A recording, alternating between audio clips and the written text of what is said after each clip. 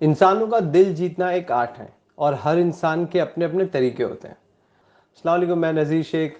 आप लोग हमारी इस सीरीज़ को देख रहे हैं और आज की सीरीज़ का नाम है E11 100 ways to wins people art. 100 तरीके होते हैं किसी के दिल जीतने के।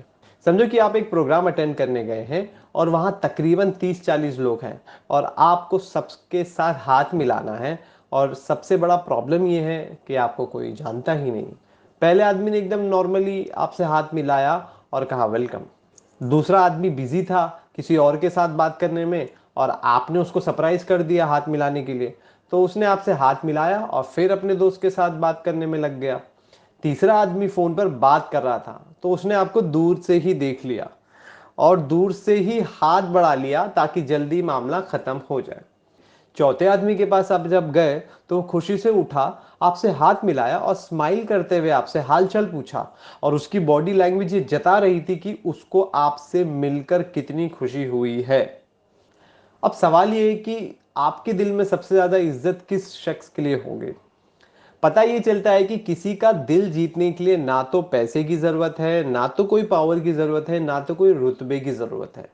इन कोई भी चीजों की जरूरत नहीं होती। इंसान की इंटरपर्सनल स्किल्स, उसकी जो सलाहियत होती है बात करने की, लोगों का दिल आसानी से जीत लेती है। राइटर लिखते हैं कि उनका एक स्टूडेंट था जो काफी बीमार रहता था और उसके जो वालिद, उसके जो अब्बा थे, एक बहुत बड़े पुलिस ऑफिसर थे और वो उनसे मिलने के लिए यूनिवर्सिटी आया करते थे। उस स्टूडेंट की वजह से राइटर को उस बच्चे के घर जाना पड़ता था। उनके घर पे लोगों की भीड़ देखकर राइटर दंग रह जाते थे कि इतनी भीड़ कैसे है इनके घर पर। वो ये सोचते थे कि इन लोगों की कितनी इज्जत है, कितनी मोहब्बत करते हैं लोग और लोग इनको कितनी इज्जत देते हैं। बहुत साल गुजर गए और जब उनके फादर पुलिस डिपार्टमेंट से रिटायर्ड हो चुके थे और उसके बाद एक बार राइटर को उनके घर पे जाना हुआ।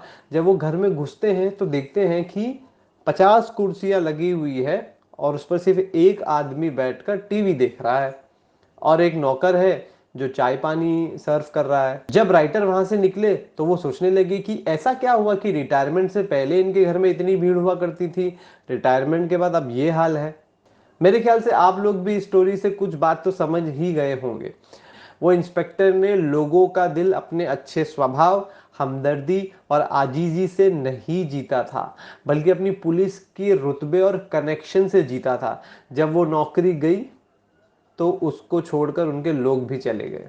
हमें ये स्टोरी से एक सबक सीखना चाहिए। हमें लोगों का दिल हमारे अच्छे नेचर से, लोगों की गलती नज़रअंदाज करने वाले स्वभाव से, आजीजी से, नरमी से जीतना चाहिए। उनके मुश्किल वक्त में उनके साथ खड़े रहकर जीतना चाहिए। तभी ये लोग हमारे साथ हमारे बुरे वक्त पर खड़े रहेंगे।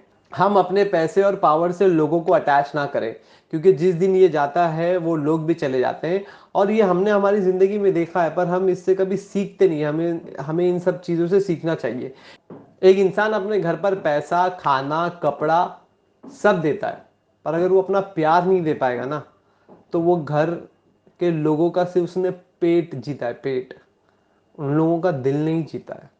इसीलिए आप देखते हैं कि हमारी सोसाइटी में जब भी कोई बच्चा या लड़किया या लड़की, उनको कोई प्रॉब्लम आती है तो वो सबसे पहला प्रॉब्लम अपने दोस्त को शेयर करते हैं, अपने टीचर को शेयर करते हैं, अपनी माओ को शेयर करते हैं। क्यों? क्योंकि इनके माँ बाप ने इनका दिल नहीं जीता है, बस उनको एडमिनिस्ट्रेटिवली उनको खाना दिया, कपड़ा दिया, एजुकेशन दिया, सब दिया।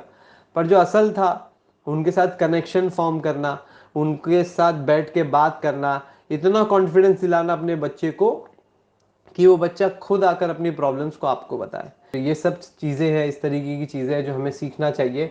और इसमें बहुत सारे तरीके हैं, इस राइटर ने तो कुछ तरीके इसमें से बताए हैं। आज के लिए इतना ही। अस्सलाम वालेकुम।